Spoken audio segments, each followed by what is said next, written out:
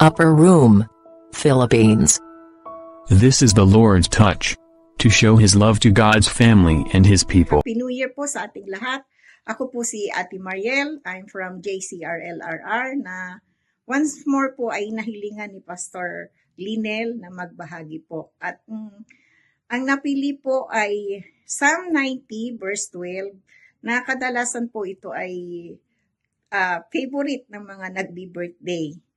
At saka maganda rin pong pagnilayan natin ngayong pagpasok ng bagong taon. So, let's read from Psalm 90 verse 12. Sabi po rito, teach us to number our days that we may gain a heart of wisdom. So, napakaganda. So, let us pray po. Father God, thank you so much po for this opportunity that once more ay makapag-aral kami, Panginoon, ng iyong mga salita. Maraming salamat po, Panginoon, sa pagbibigay mo sa amin ng panibagong taon, bagong pag-asa, bagong pakikipagsapalaran, Panginoon, na bagong lakas, Panginoon, dahil alam namin nakasama ka namin. Salamat po, Ama. Lord God, humihingi rin po kami. Lord God, we ask for your forgiveness, Panginoon, na kung meron man kami, Lord, na hindi katanggap-tanggap sa inyo, Panginoon, ito po, Panginoon, ay isinusuko namin sa inyo, Lord God, and we ask, Lord God, for a new heart, a renewed spirit, Panginoon, for this new year. Now, Lord, I open our spiritual eyes and our spiritual ears, so Lord God, open our minds, so Lord God, and let your Holy Spirit, Panginoon, guide us upang maintindihan namin, Panginoon, ang kahalagahan ng buhay. Maraming salamat po, Ama. Purihin kayo, dakilain kayo, in the mighty name of Jesus. Amen. So, yun nga po, ang sinasabi po dito ay, ang Panginoon po ay nagre-remind sa atin na we have just a limited time dito sa mundong ito.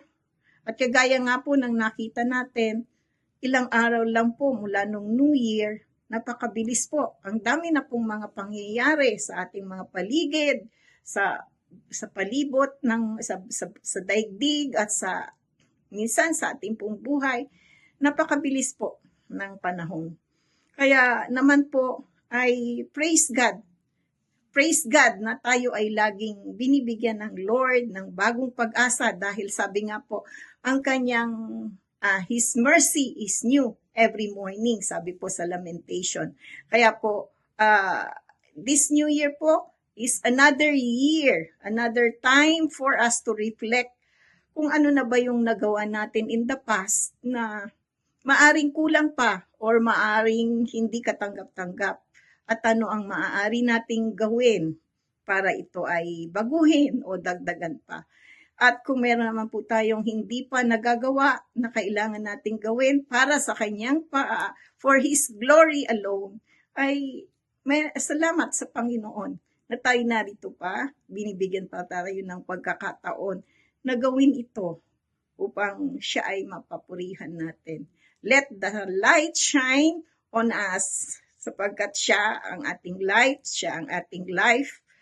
At sa buhay na ito na napakaigsi, sabi nga po ni Solomon, ang lahat daw po ng bagay ay may kanya-kanyang panahon.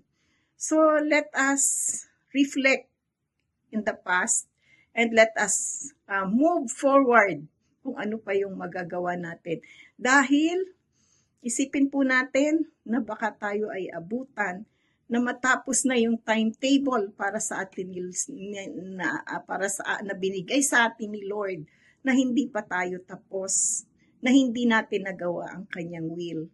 So, napaka-buti ng Panginoon na ang kanyang pag-ibig, ang kanyang habag, ang kanyang grace ay laging nandyan at siya yung ating pag-asa. Kung tayo man ay nanghihina sa ating ministry, kagaya nga ng doon sa Psalm, sabi ni David, restore to me the joy of my salvation. Sabi niya ganyan. Kaya, Lord, hilingin natin sa Lord para magawa natin ng naaayon sa kalooban ng Diyos ang kanyang mga ang will niya para sa atin.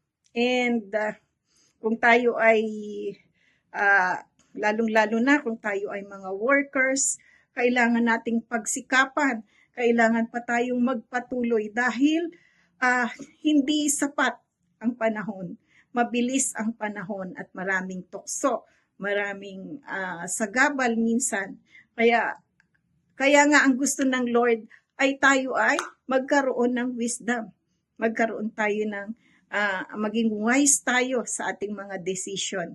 Kaya naman po, siguro po ay, at dapat po pala, ay ikonsulta natin ang mga bagay na ating gagawin sa Kanya upang ang ating mga gagawin ay katanggap-tanggap at naaayon sa Kanyang kalooban. Sapagkat ang kalooban ng Lord ay magkaroon tayo ng wise decision, ng maayos na buhay.